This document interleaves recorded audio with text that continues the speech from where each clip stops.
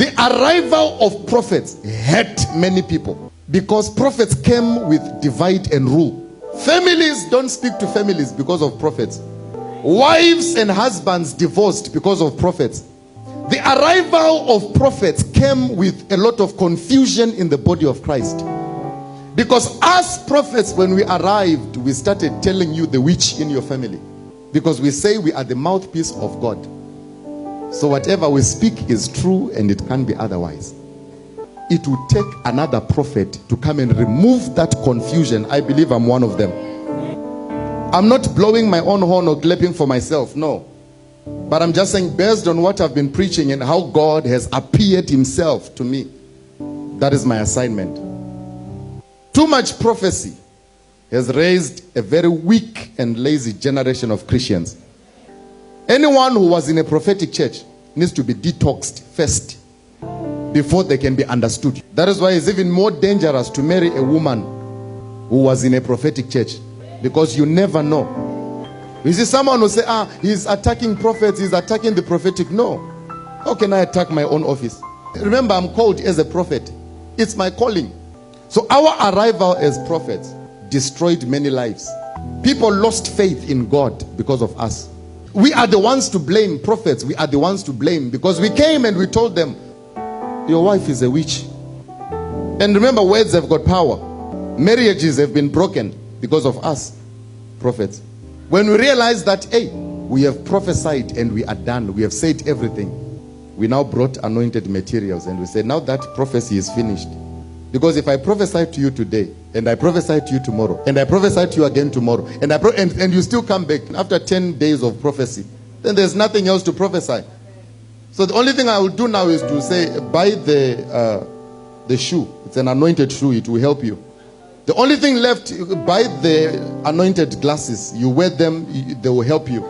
So what's next? There's nothing else. We have prophesied. We have finished. In my experience, I can tell you that after leading a prophetic church successfully, the only people who remained in the church when I traveled are those I never prophesied to. Those I prophesied, it's like I sparked a hunger in them of looking for more and more prophecies. So if they hear there's a new prophet, they want to go and hear something new. Because I sparked it in them. And let me tell you the gospel truth. 90% of the people I prophesied to are broke right now. Extremely broke right now. After I prophesied to them and I told them, God is lifting you up, He's doing it, today they are broke. They've got nothing. Do you know why? Because I exposed their lives to the enemy without giving them the word that sustains the prophecy. That is why you see that 90% of people who are in prophetic churches, they've got nothing. Go to word-based churches who just preach the word and go home. You find billionaires there. You find millionaires there. Why? They are given foundation. Come to prophetic church. It's only people who are hungry for prophecy. And they are very broke and very poor. And their lives will never change. Why? Because they're after the wrong things. That's why everybody has got a running tummy in the prophetic church. Because prophecy is icing. The real cake, the substance, we don't give you. We tell you, if you want the real substance, call the God of your father, J. Israel. But who did it? We did it. Prophets.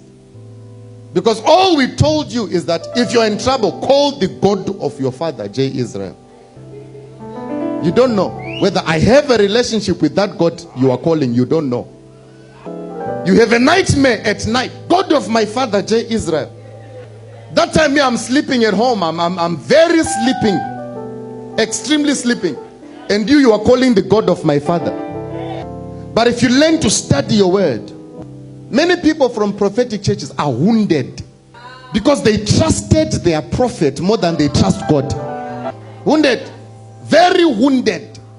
Extremely wounded. This is the gospel truth that no prophet will ever tell you. Do you know that prophecy without word, not even prayer, will expose your life to the devil, to the enemy himself? And you begin to lose everything. Even things you were not supposed to lose, you will lose them. Blessed are those who find prophecy in the word. But am I saying this because I'm attacking the prophetic? No. We have taken it too far. Something needs to end and something needs to be done.